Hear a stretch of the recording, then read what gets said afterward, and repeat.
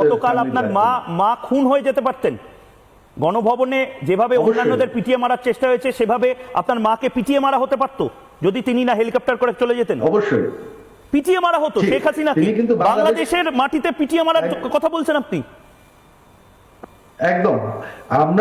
তিনি কিন্তু বাংলাদেশ ছেড়ে যেতে চান নাই। তিনি বলেছেন তিনি পদত্যাগ করবেন, তিনি টুঙ্গিপাড়া গিয়ে আমাদের গ্রামের বাড়িতে গিয়ে থাকবেন। আমরা বলেছি যে না, তারা ঘোষণা দিয়েছে যে তারা গণভবনকে হামলা করবে, তারা তোমাকে বাঁচতে দেবে না।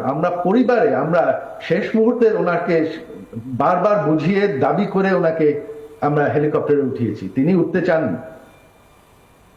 আমাকে ক্ষমা করবেন এই প্রশ্নটা করার জন্য, কিন্তু আপনার নানা সাহেব বা আপনার দাদু শেখ মুজিবুর রহমানের মূর্তি ভয়ঙ্করভাবে ভাঙচুর করা হচ্ছে।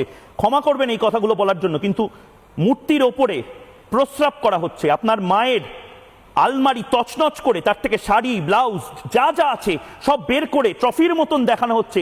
এটা কোন বাংলাদেশ? এই বাংলাদেশ আপনারা 15 বছর ধরে তৈরি করলেন সজীব ভাই।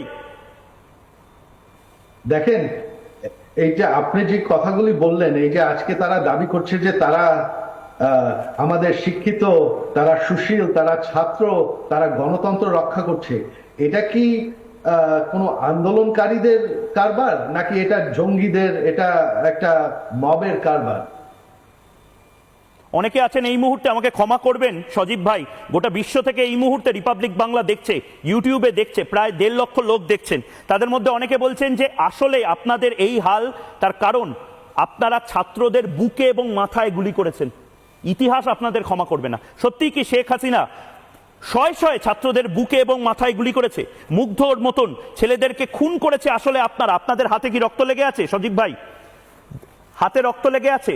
আমি তো বললাম সেই 15 তারিখ রাত্রে আমাদের সরকার